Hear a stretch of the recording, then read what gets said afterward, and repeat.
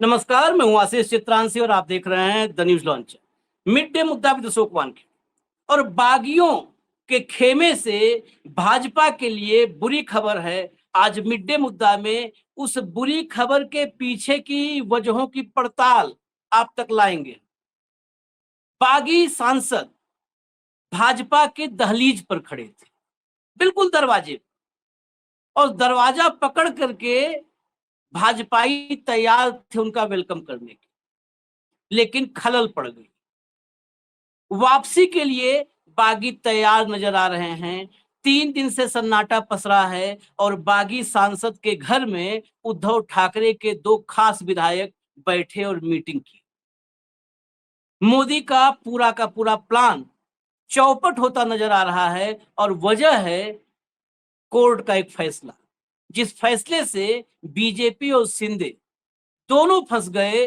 दोनों के लिए जवाब देना भारी पड़ गया, क्योंकि इस बगावत की शुरुआत में ही कोर्ट के फैसले पर नजर रखनी शुरू कर दी गई थी। और भाऊ ने, आपको अगर याद होगा, तो भाऊ ने एक कार्यक्रम में एक बागी सांसद के कोर्ट केस का जिक्र किया था, उनके पिता की हत्या से जुड़ा हुआ। और उस बागी सांसद ने बार बार एक ही बात कही थी कि मेरे लिए सबसे ज्यादा भावनात्मक रूप से मुझसे जुड़ा हुआ अगर मामला है तो पिता के हत्यारों को सजा दिलवाना। अब पिता के हत्यारों को सजा, कोर्ट केस, बगावत और फिर वापसी के संकेत, ये इतने सारे मामले जो उलझे हुए हैं, इसी को सुलझाते हैं भाऊ के साथ। जोड़िए भाऊ को स्क्रीन पर लिया। स्वागत है भाऊ। हेडलाइन लाइए, हेडलाइन के बाद जरा खबर के भीतर चलेंगे, क्योंकि पूरी कहानी तो भाऊ की जुबानी ही बेहतर होगा समझना, लेकिन पहले एक बार खबर को आपके सामने रख दी जाए। महाराष्ट्र की पॉलिटिक्स में गेम चेंजर बने ओम राजे निंबालकर की बात हो रही है। एक फैसले पर टिकी उद्धव शिंदे की सियासी बाजी। जरा खबर के भीतर चलिए, जल्दी रफ्तार बढ़ाइए। देखिए, महाराष्ट्र की राजनीति में चल रहा ऑपरेशन टाइगर पूरी तरह इसी बात पर टिका है कि ओमराज शिंदे गुट का दामन थामते हैं या उद्धव ठाकरे के साथ ही बने रहते हैं। दरअसल ओम राजे के पिता और पूर्व कांग्रेस नेता पवन राजे निंबालकर के 2006 के हत्याकांड मामले में अदालत का फैसला आया। मुंबई की एक विशेष अदालत ने इस मामले में उन सभी आरोपियों को बरी कर दिया जो कभी निंबालकर परिवार के कड़े राजनीतिक प्रतिद्वंदी माने जाते थे। इस अदालती फैसले से ठीक 2 दिन पहले, चेंज करिएगा, हाँ, इस अदालती फैसले से ठीक 2 दिन पहले शिवसेना के नेता संजय राउत ने गंभीर आरोप लगाया था। उन्होंने कहा था कि ऑपरेशन टाइगर के तहत कुछ विधायकों और सांसदों पर भारी दबाव बनाया जा रहा है। राउत ने पवन राजे निंबालकर मर्डर केस के पेंडिंग फैसले का हवाला देते हुए सीधे सवाल उठाया था कि ओम राजे निंबालकर पर दबाव डालने के लिए इस मामले का इस्तेमाल किया जा रहा है। अदालत का फैसला आने के बाद ओम राजे निंबालकर मुंबई से पुणे स्थित अपने आवास पहुंचे और मीडिया से बात की। उन्होंने बताया कि, आगे सुनिएगा, उन्होंने उद्धव ठाकरे या आदित्य ठाकरे के खिलाफ कोई बयान नहीं दिया है। मैंने, वो उनका कोट अनकोट स्टेटमेंट है, मैंने उद्धव जी और आदित्य जी के खिलाफ कभी कुछ नहीं बोला है, न ही भविष्य में उनके खिलाफ कुछ बोलूंगा। मेरा अगला कदम क्या होगा, इसका फैसला मैं अपने निर्वाचन क्षेत्र के लोगों और समर्थकों के साथ चर्चा के बाद ही लूंगा। अभी आप रोकिएगा। ये ओम राजे निंबालकर व्हिप के बावजूद जो है पार्लियामेंट्री पार्टी की मीटिंग में नहीं आए, व्हिप के बावजूद नहीं आए। ये पहले जब मीटिंग हुई मातोश्री में, तो वहां भी नहीं पहुंचे थे, ऑनलाइन जुड़े और वजह बताई उन्होंने, कुछ अपनी निजी वजह बता दी। आज ओम राजे निंबालकर दिल्ली आकर के, कहा जा रहा है उनके साइन हो गए, ओम बिड़ला के पास चिट्ठी चली गई दिल्ली से, उन लोगों को भाजपा ने कहीं कहीं छिपा दिया। वो ओम राजे निंबालकर कह रहे हैं कि मैं अब अपने निर्वाचन क्षेत्र के लोगों और समर्थकों से चर्चा के बाद फैसला करूंगा। अब देखिए, ओम राजे को साथ बनाए रखने के लिए उद्धव गुट तत्काल एक्टिव हो गया। उद्धव ठाकरे गुट की ओर से ओम राजे को साथ बनाए रखने की हर संभव कोशिश की जा रही है। शिवसेना यूबीटी के नेता और विधायक वरुण सरदेसाई है। वरुण सरदेसाई किस रोल में है, इनकी क्या पहुंच है, क्या ताकत है, आगे समझिएगा, क्योंकि नाम ध्यान रखिए। वरुण सरदेसाई समेत एक दूसरे विधायक ने, दूसरे का नाम नहीं है, पुणे में ओम राजे के घर जाकर उनसे लंबी मुलाकात की। हालांकि ओम राजे ने अभी तक एकनाथ शिंदे की शिवसेना में शामिल होने की घोषणा नहीं की है और न ही उन्होंने उद्धव ठाकरे की पार्टी छोड़ने का कोई ऐलान किया है। सस्पेंस तब और बढ़ गया, अगले पे आइए। सस्पेंस तब और बढ़ गया जब ओम राजे लगातार 3 दिनों तक किसी के संपर्क में नहीं आए। इसके बाद शिवसेना यूबीटी के संसदीय दल के नेता अरविंद सावंत की ओर से जारी व्हिप के बावजूद वो दिल्ली की बैठक में शामिल नहीं हुए और इस पर कार्रवाई करते हुए पार्टी ने ओम राजे और 5 सांसदों को कारण बताओ नोटिस जारी किया। अब आगे आइए, जिस हत्याकांड की चर्चा है उसको एक झलक तो समझ लिया जाए। पवन राजे निम्बालकर, ओम राजे निम्बालकर के पिता, 20 साल पहले जो है उनकी हत्या हुई थी। 20 साल ट्रायल चला, ये लंबा ट्रायल चला, कई जो है अदालत ने अहम टिप्पणियां की, गवाही हुई, लेकिन अदालत ने सरकारी गवाह पारसमल जैन के बयान को पूरी तरह अविश्वसनीय माना। कोर्ट ने कहा कि उसकी गवाही में कई विरोधाभास और गड़बड़ियां हैं। अदालत ने पाया कि सीबीआई उन सबूतों की पूरी चेन को साबित करने में नाकाम रही है जो आरोपों को सच साबित करने के लिए बेहद जरूरी थे, और सारे के सारे जो ओम राजे के पिता के की हत्या में जितने आरोपी थे सब बरी हो। अब इसके बाद खलबली देखिए, ओम राजे के घर में उद्धव के विधायक हैं वरुण सरदेसाई, और दूसरी तरफ फडणवीस और शिंदे की बेचैनी देखिए। मैं वो बता देता हूं तभी चलूं। बेचैनी ये है कि एकनाथ शिंदे और मुख्यमंत्री कार्यालय दोनों के तरफ से बयान आया है कि इस मामले को अब ऊपरी अदालत में चुनौती देगी सीबीआई, और इस मामले में मुख्यमंत्री और शिंदे ने सीधे अमित शाह से बात की। ये ओम राजे निम्बालकर के लिए एक झुंझुना है कि ये फैसला तो आ गया, लेकिन चिंता मत करिए, अभी इंसाफ की लड़ाई चलेगी और बाकी फैसला ओम राजे को करना है। लेकिन 20 साल बाद जब सब बरी हुए हैं तो ऊपरी अदालत में क्या होगा इससे आप अंदाजा लगा लीजिए, और उस फैसले के लिए ओम राजे निम्बालकर को अगले फैसले के लिए इंतजार कहां बैठ के करना पड़ेगा ये भी अंदाजा लगाइए। भाऊ के पास चलते हैं। भाऊ, इस मुकदमे की चर्चा आपने आज से करीब 6 दिन पहले की थी और फैसला आया।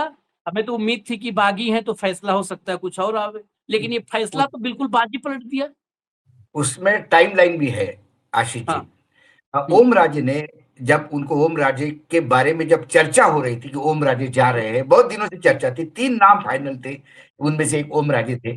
तो ओम राजे बार बार जब भी उनको मीडिया पूछता था तो वो कहते थे कि मेरे लिए सबसे प्रायोरिटी मेरे पिता के हत्यारों को सजा दिलवाना है। और कहीं ना कहीं ये बात समझ आ रही थी कि ये मामला सीबीआई के लिए लिस्ट हुआ था, सीबीआई कोर्ट में चला गया था, पुलिस से वापस ले लिया गया था, क्योंकि ये बताया जा रहा था कि मुंबई पुलिस जो है वो कहीं ना कहीं अपने पूर्व गृह मंत्री को बचाने का प्रयास कर रहे थे, जो उसमें मुख्य आरोपी थे।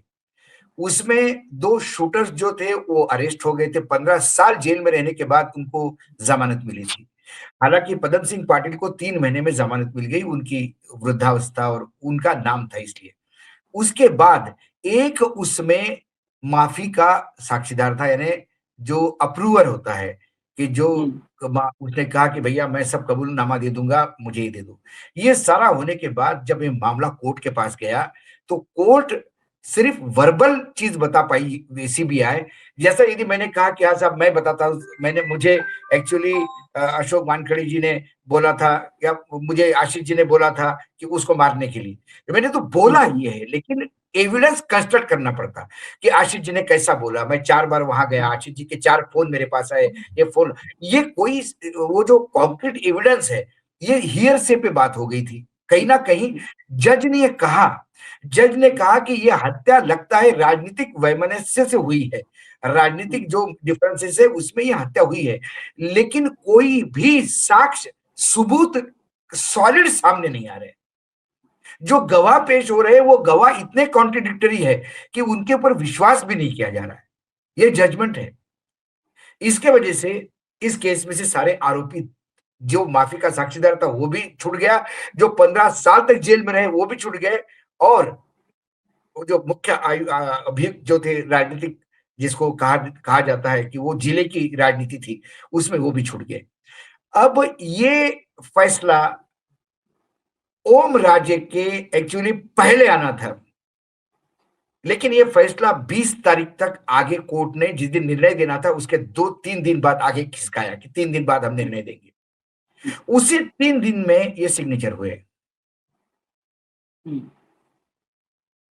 वो तभी ये कह रहा था कि भाई इसको सिग्नेचर पहले कर दो तो फैसला आ जाएगा, ऐसा एक डील हुआ, ऐसी चर्चा है।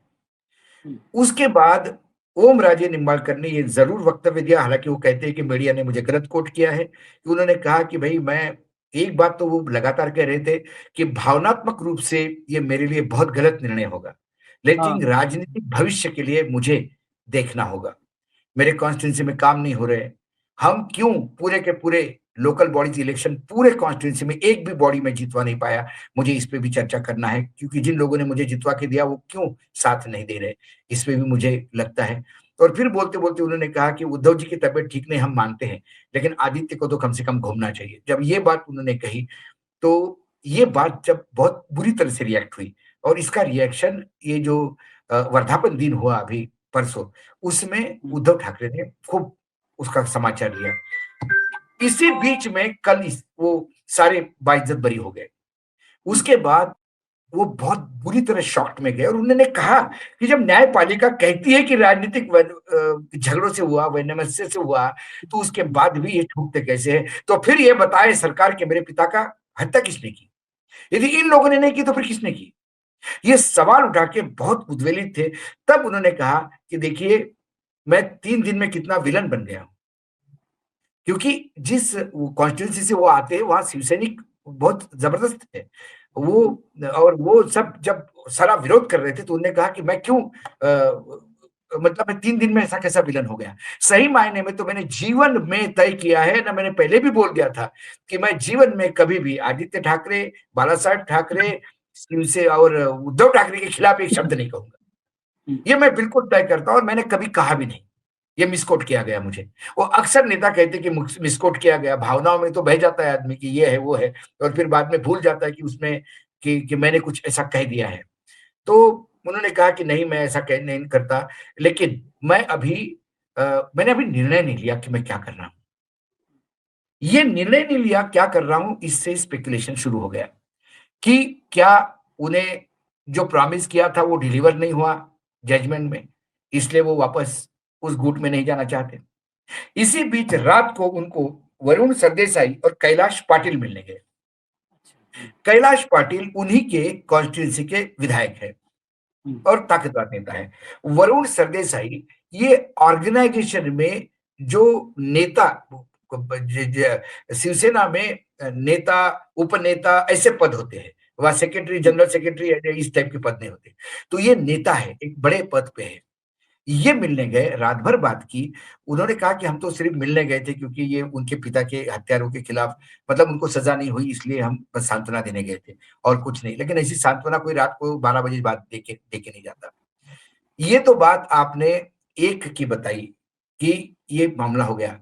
एक दूसरी खबर अभी मेरे पास आई है और दूसरी खबर आई है संजय दीना पाटिल के यहाँ से। संजय दीना पाटिल की बेटी राजुल पाटिल, ये शिवसेना के नगर सेवक है। उसने शिवसेना के वर्धापन दिन के दिन सोशल मीडिया पे बाकायदा आदित्य ठाकरे, उद्धव ठाकरे को बधाई देते हुए पूरा पोस्टर जारी किया कि हमारे शिवसेना का वर्धापन दिन है, इसका मतलब वो शिवसेना की मेंबर है। अब खबर यह है कि आज वो मातोश्री पहुंच रही है। क्या बेटी पिता का संदेश लेके पहुंच रही है, या ये बताने जा रही है कि पिता भी भले ही कहीं जाए लेकिन मैं आपके साथ हूं? तो इसके मायने क्या है? या ओम राजे निंबाळकर यदि, क्योंकि ये 6 का आंकड़ा है आशीष जी, समझा कीजिए, इनमें से एक भी नहीं जाता तो बाकी 5 जो है उनकी हालत उसके जैसी होगी कि सब लोग मिलके चले गए शेर को मारने, और जिसके पास बंदूक है वो बंदूक लेके निकल दिया, बाकी लोग निहत्थे शेर के सामने खड़े हैं। उन्हें समझ में नहीं आ रहा है कि शेर का निवाला बनना है कि पेड़ पे चढ़ना है कि बाहर जाना है। वो और संजय दिना पाटिल लगातार ये कह रहा है कि अरे बाबा क्यों मुझे, जब मीडिया पूछता है तो मीडिया पे इरिटेट होते हैं, वो बोलते क्यों मुझे पूछते हो, उद्धव जी ने घर पे बुलाया तो मैं गया नहीं क्या? नहीं, एकनाथ शिंदे क्या बोले, एकनाथ शिंदे क्या है राजनीति में इतने, कल मुझे यदि एकनाथ शिंदे ने जी बोला घर में खाना खाने आऊं तो मैं चला जाऊंगा, इसका मतलब पार्टी थोड़ी बदल रहा हूं। ये भी तो फिर क्या आप शिवसेना में ही है?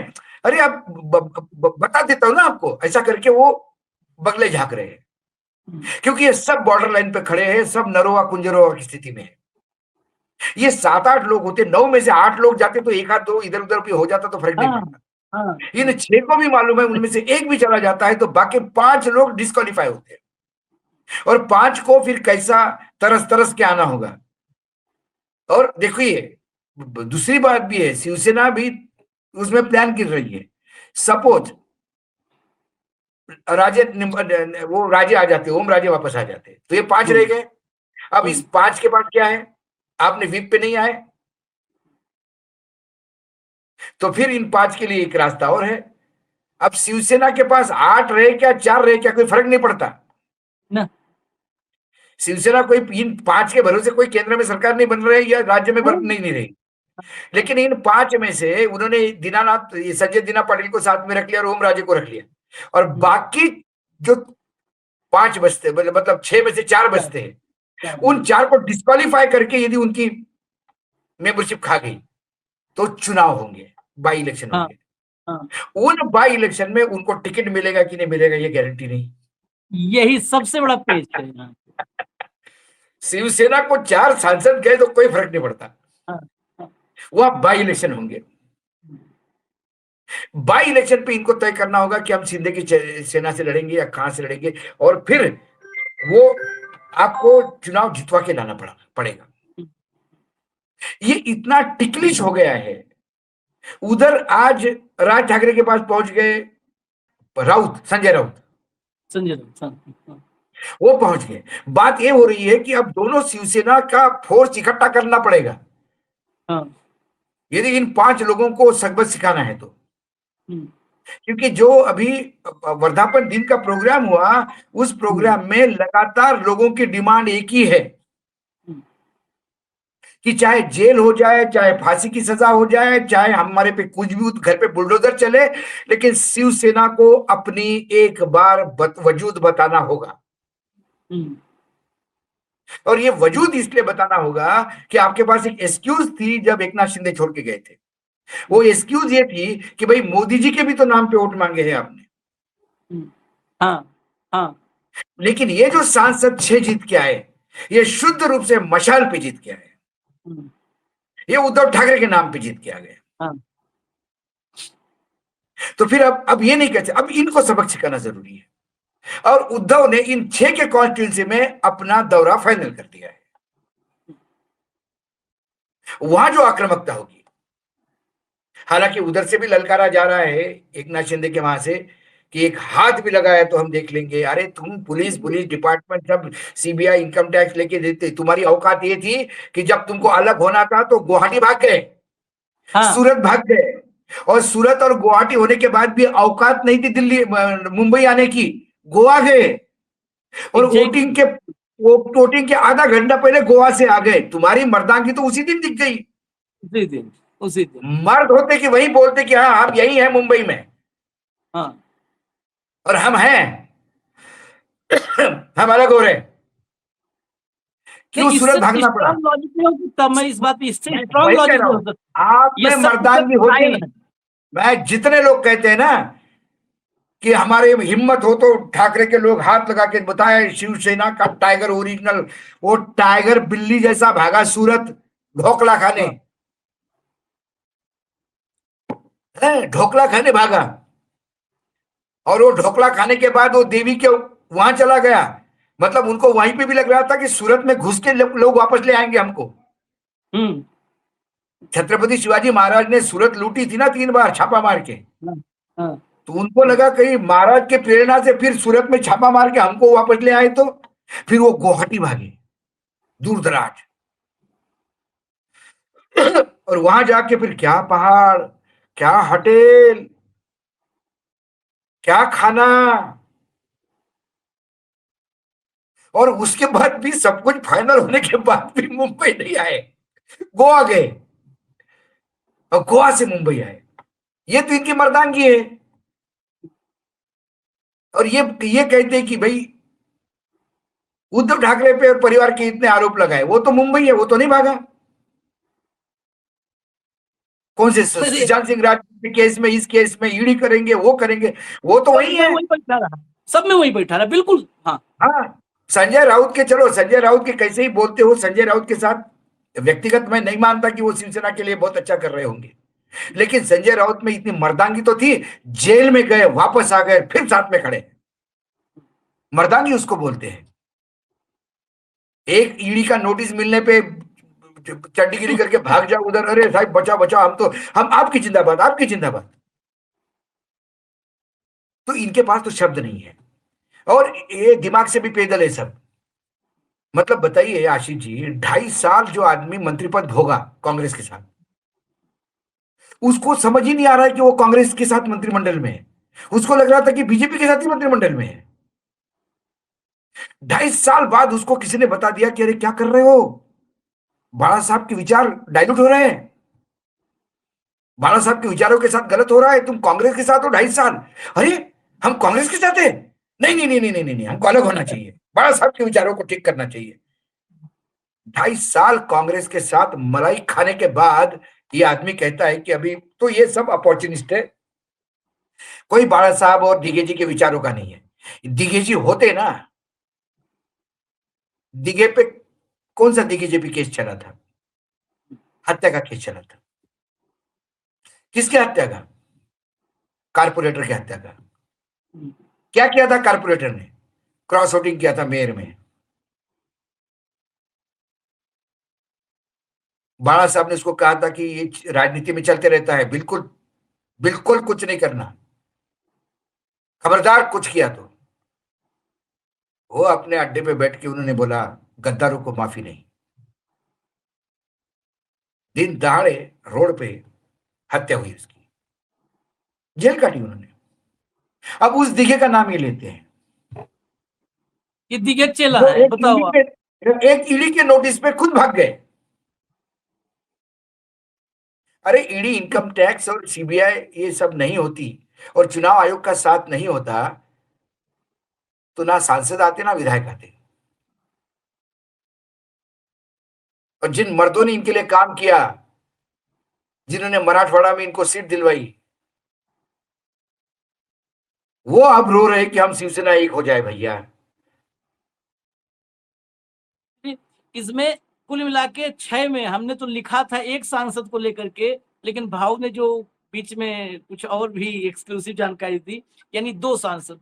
पूरा अगर 2 सांसद क्या, एक सिंगल सांसद पर ही पूरा का पूरा खेल ही चौपट होता है। लेकिन 2 बाइटें में सुनवा करके इसमें एक नया एंगल भी आ रहा है, और राज ठाकरे के घर से आ रहा है। राज ठाकरे भी बहुत दिन से वनवास में है, सियासी वनवास ही है। बिल्कुल हाँ बिल्कुल। ठीक है, उनके पीछे, राज ठाकरे के पीछे कहीं भी खड़े होने पर 1000-2000 उनके अपने एक और सैनिक है, खड़े हो जाते हैं। एक प्रवीण स्वामी करके एमएलए है, स्ट्रांग एमएलए हाँ है शिवसेना का, उद्धव ठाकरे का। हाँ वो भी हाँ। लगातार अपील कर रहा है ओम राजे को। हम्म, वो कह रहा है कि ओम राजे आपके जाने से ये धाराशिव, मतलब उस्मानाबाद पुराना जो धाराशिव है, इसके राजनीति हाँ, की चिंता मत करो आप। पूरे हम्म, महाराष्ट्र में मैसेज जा रहा है। हम्म। और उससे एक बात तो मुझे लगता है कि कभी कभी ना ऐसी गद्दारियां होती रहनी चाहिए आशीष जी। उससे हो क्या रहा है, कंसोलिडेट होता है। आज शिवसैनिक कंसोलिडेट हुआ है। बस इन सैनिकों को, जो उद्धव जी ने अभी तो राइट डिसीजन लिया, कंसोलिडेट शिवसैनिक है। एक शोले में सलीम जावेद का डायलॉग था, हम्म, लोहा गर्म है, हाँ हथौड़ा मार दो। हाँ। अब लोहा गर्म हो गया, और हथौड़ा मारने के लिए उद्धव निकल रहे हैं।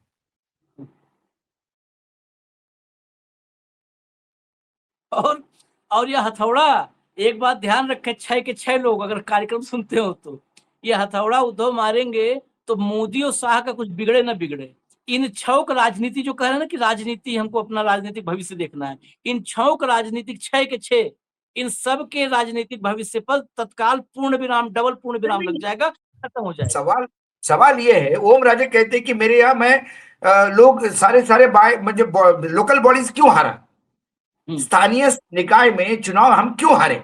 अरे ये आपको तय करना है, आपका जिला है, आप सांसद हो, आप सारे विधायकों के साथ मिलके देखो क्यों हारे, जाके लड़ो ऊपर कि हम इसलिए हारे। क्यों हारे लोकल बॉडीज इलेक्शन में चुनाव, क्योंकि सारे चुनाव कैसे हुए सबको पता है, सबको पता है। हाँ, चुनाव बैलेट पेपर के दिखा के लेके दिखाओ। अरे जहां जैसा भी भाजपा नहीं एक जगह बैलेट पेपर पे चुनाव हुए उसने इतिहास कर दिया। जहां भाजपा की इच्छा नहीं हुई वहां शिंदे नहीं जीत पाया, आप अपनी बात कर रहे हो। बिल्कुल, जहां भाजपा की इच्छा नहीं थी वहां शिंदे नहीं जीत पाए। आप अपनी मतलब बात कर आप रहे जिस हो। पार्टी में जा रहे हो वो पार्टी खुद देवेंद्र फडणवीस के भरोसे है। हाँ, कहा था ना, इसी शिंदे ने लोकल बॉडी के बाद कहा था ना, हाँ, फडणवीस के बगल में बैठ के आपने क्या बताया था स्टेटमेंट विधानसभा वाला, कि कैसा लोकतंत्र की इससे बड़ी हत्या, इतनी जघन्य हत्या कभी नहीं हुई है, कभी नहीं हुई। विधानसभा में जिस बोला था। जिस जिस लोकसभा जिस विधानसभा में उन्होंने गुहार लगाई, एक उप मुख्यमंत्री अपने मुख्यमंत्री से गुहार लगाता है कि लोकतंत्र की हत्या हो रही है, आप बचाइए। और लोकतंत्र की हत्या कैसे हुई, पूरी मेजोरिटी होते हुए भी। सातारा में क्या हुआ, जिलाध्यक्ष कौन बना, सातारा में कैसा मारा गया, सातारा में जूते पड़े, एकनाथ शिंदे के सांसद को पैरों से घसीटते हुए स्टेयरकेस से नीचे लाया पुलिस। क्या किया, उस पुलिस का बाल बांका नहीं कर पाए, उस पुलिस के ऊपर एक्शन लो करके उस पुलिस को ट्रांसफर कर दिया। कहां कर दिया, सांगली जिले में दे दिया, सातारा से ज्यादा हाई प्रोफाइल जिला, अच्छी पोस्टिंग।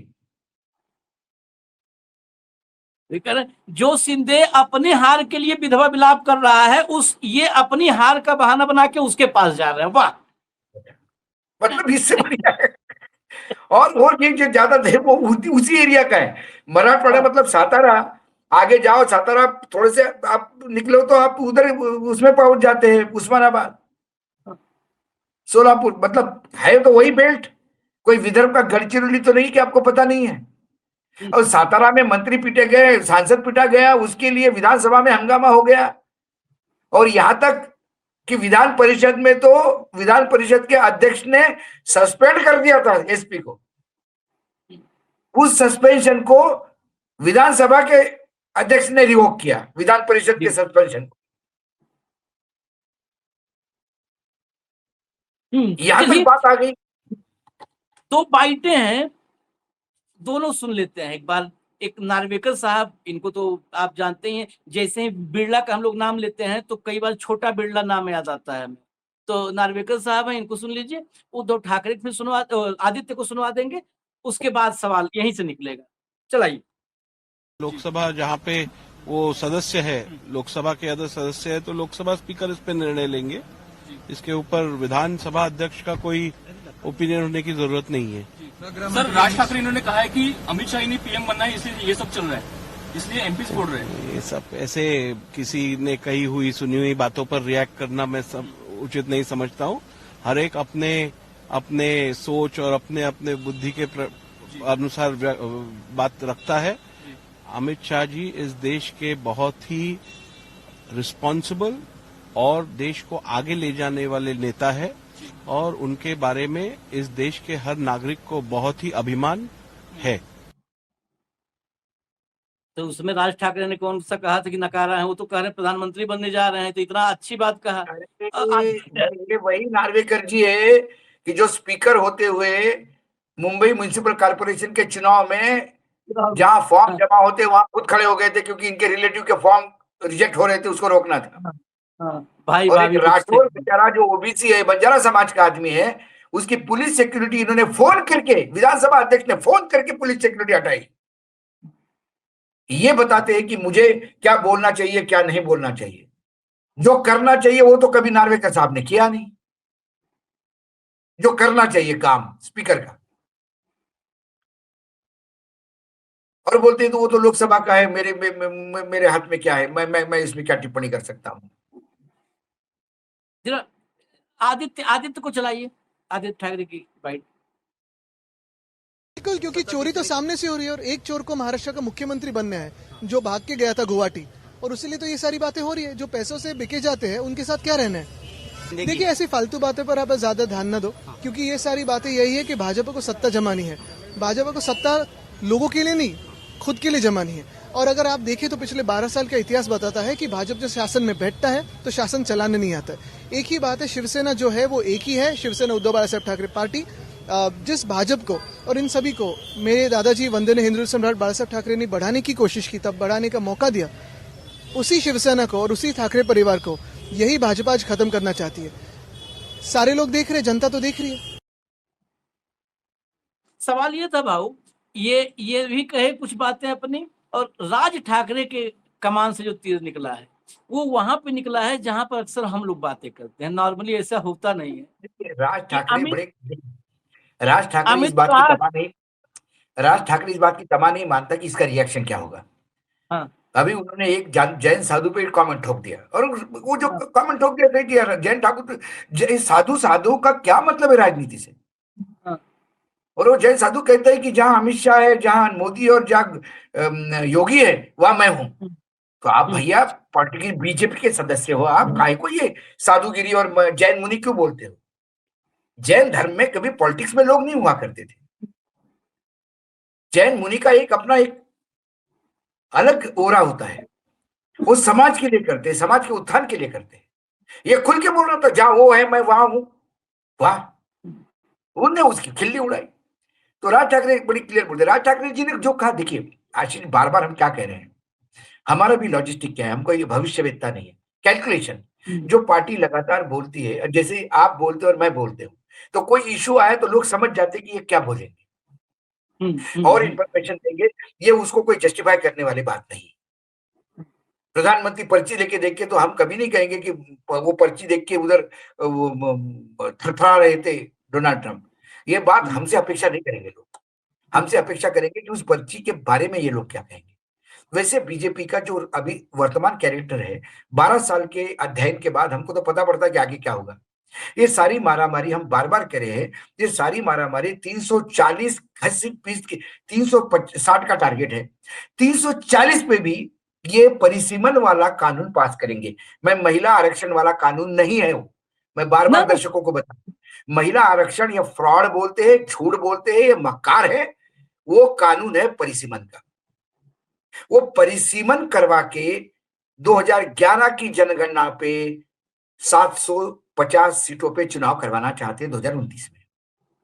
750 पे 600 सीट पे ये जीतने का डिजाइन उन्होंने किया है, और अमित शाह टेक ओवर करना चाहते हैं, क्योंकि सारा अमित शाह जी के नेतृत्व में होगा, तो अमित शाह प्रधानमंत्री बनेंगे। और अमित शाह को क्यों नहीं बनना चाहिए, हर आदमी को अपनी ये होती है, ये होता है, कब तक अमित शाह सेकेंडरी पोजीशन पे करेंगे।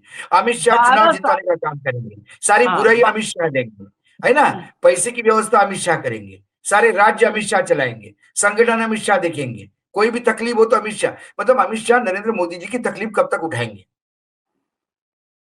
एक समय आता है कि जब घर में मोदी को कौन प्रधानमंत्री बना के रखा है, तो जो 12 साल से बना के रखा है, क्या उसका नहीं मन कहेगा कि हम बने। हाँ, और यदि आगे वाला ये सोचता है कि मैं व्हील चेयर पे और जब गर्दन में से हिलना चालू होगा तब भी मैं प्राइम मिनिस्टर बना रहूंगा, ये तो फिर गलतफहमी है। आपने क्या क्या क्या जब नरेंद्र मोदी प्रधानमंत्री बने, क्या अडवाणी तब स्थिति में नहीं थे प्रधानमंत्री बनने की? क्या सुमित्रा महाजन एक और 5 साल का टर्म नहीं निकाल सकती थी स्पीकर का? क्या येदुरप्पा आज भी चीफ मिनिस्टर नहीं बन सकते? लेकिन आपने उनको सबको किनारे करके आपने अपना मुख्य प्रधानमंत्री पद दिया। तो अमित शाह यदि अभिलाषा रखते हैं प्रधानमंत्री पद की तो कोई उसमें नहीं है। और मैं बता दूं आपको, अमित शाह और नरेंद्र मोदी में एक बेसिक डिफरेंस है। अमित शाह कम से कम इतना झूठ और फरेब नहीं करेगा। वो पर्ची लेके नहीं बोलेगा, ये बात वो तो हम पर्ची भी लेके हाँ। और वो अमित कम शाह बोलेंगे अपने प्रधानमंत्री मंत्री होते, अमित शाह प्रधानमंत्री होते तो गिड़गिड़ाते नहीं हाँ। अमेरिका के सामने, चाहे उनका पॉलिटिकल करियर खत्म हो जाता। वो नेचर है उस आदमी का, निडर होकर नहीं, रिस्क हम लेता है। आज बहुत दर्शक भले थोड़ा सा भ्रमित हो जाए, मैं साफ कर दूं, हाँ नहीं, बीजेपी संघ देखिए के हम मौलिक पर्सनैलिटी विचारधारा की, के हम खिलाफ हैं। भाई देखिए, हमको यदि कुंभकर्ण और रावण के बीच में तय करना है तो वैसी पर्सनैलिटी चल रही है। हम राम को नकारा नहीं रहे, हम भारतीय जनता पार्टी के जो अंधा हिंदुत्व है और भयावह दूषित जो सनातनी सोच है, हम उसके साथ नहीं है। लेकिन मोदी और अमित शाह के बीच में यदि तुलना करनी हो तो मैं अमित शाह को 100 नंबर पे रखूंगा तो मोदी पे 40 नंबर पे, इतना डिफरेंस है। 40 भी ज्यादा है, इसका एहसान नरेंद्र मोदी को मानना चाहिए। और दूसरी बात, हाँ ये 40 भी मोदी अमित शाह की वजह से। दूसरी बात, गलती स्वीकार करना, ये अमित शाह के खून में, यदि गलती होती है उनसे तो वो स्वीकार करते हैं। ये बहुत अच्छी एक बात होती है कि यदि आपने कुछ गलती की तो उसको स्वीकार करके रेक्टिफाई करते हैं, और ये मेरे साथ वाकया हुआ। मैं खुद कहता हूं, मैं कई बार कोट कर चुका हूं। जिस कार्यक्रम में इंडिया टीवी के वो माइक निकाल के चले गए थे और मेरे ही सवाल पे हॉट डिस्कशन हो गया था, 4 दिन बाद जब मुझे एबीपी के कार्यक्रम में वो मिले तो खुद होके मेरे टेबल पे आए और मुझे कहे कि फिर आज मिले। मैंने बोला भाई, बोला फिर बोले टकरा गए। मैंने भाई साहब जबरदस्ती कोई हमारी और आपकी पर्सनल दुश्मनी तो नहीं है, बहुत हॉट एक्सचेंज हो जाता है, अच्छा नहीं लगता हो। तो बोला नहीं, आपने अपनी भाषा पे कंट्रोल करना चाहिए। तो मैंने बोला भाई साहब, जो आपने शुरुआत की भाषा पे, वही भाषा मैंने बोली। प्रोग्राम लाइव था, मैं चुप नहीं बैठ सकता था। पर वैसा भी मैं अपने तरफ से कभी आक्रामक नहीं होता हूं। तो उन्होंने कहा लेकिन धन्यवाद, आपने जो सूचना दी थी वो सही थी, और तुरंत मैंने उस पर एक्शन ली। मतलब मुझे पता है, धन्यवाद उसके लिए। मेरे ही राज्य का मामला था, महाराष्ट्र का। ये उन्होंने बोला, कम से कम ये उस आदमी की ग्रेटनेस है कि उन्होंने बोला। मोदी जी तो कभी मानते ही नहीं उन्होंने कोई गलती करी। अंतर सीधा एक लाइन का है, अमित शाह इंसान है, इंसान बुरा हो सकता है, अच्छा हो सकता है, क्या हो लेकिन सकता है? मोदी इंसान ही नहीं है। ये बहुत बेसिक नहीं। डिफरेंस है दोनों में, कि अमित शाह इंसान है, आप बुरा मान लो अच्छा मान लो, लेकिन नरेंद्र मोदी इंसान नहीं, वो भगवान है। यही फर्क है। और फिर हम कहते हैं कि हमें आज भी, कल भी था और कल भी रहेगा, बीजेपी की नफरती विचारधारा के हम खिलाफ हैं, लेकिन अगर दोनों में चुनना होगा तो योग्यता के पैमाने पे नरेंद्र मोदी को, जो नरेंद्र मोदी को 20 साल से चला रहा है, वही ज्यादा योग्य होगा। 100%। 100%। जो 20 साल से नरेंद्र मोदी चला रहा है, ढो रहा है, बना रहा है, कुर्सी बैठा रहा है, वो ज्यादा योग्य होगा। इजाजत दीजिए हमें, अभी तो ऑपरेशन का देखिए कि ऑपरेशन सिंधे ऑपरेशन कर रहे थे ना, डॉक्टर सिंधे हाँ। बता रहे थे कि मैं ऑपरेशन करता हूं, फिर कैंची छूट गई पेट में, कैंची पेट में छूट गई है। अमित शाह भी अब दोबारा ऑपरेशन नहीं करवाएंगे अगर ये इस बार फेल हो गया, अगर और कैंची इस बार निकल नहीं पाई पेट में छूट गई है और पेशेंट के रिलेटिव डॉक्टर को ढूंढ रहे हैं। और डॉक्टर माद में छिपा हुआ बता रहा है मैं शेर हूँ, डॉक्टर छिप गया है माद में, कह रहा है मैं शेर हूँ। आज का ये पूरा कार्यक्रम वर्तमान में, मतलब आधे घंटे पहले तक जो डेवलपमेंट हुई उस पे हुई। फिर रात को ईडी, सीबीआई, इनकम टैक्स, क्या किसको नोटिस जाता है, क्या जाता है, कौन जबरदस्ती उठा के लाया जाता है, ये इसके बारे में हम कोई सोचते नहीं। जो भी डेवलपमेंट होगा आपके सामने लाया जाएगा, जो भी खबर होगी आपके सामने लाई जाएगी। धन्यवाद, धन्यवाद भाऊ, बहुत बहुत धन्यवाद, नमस्कार।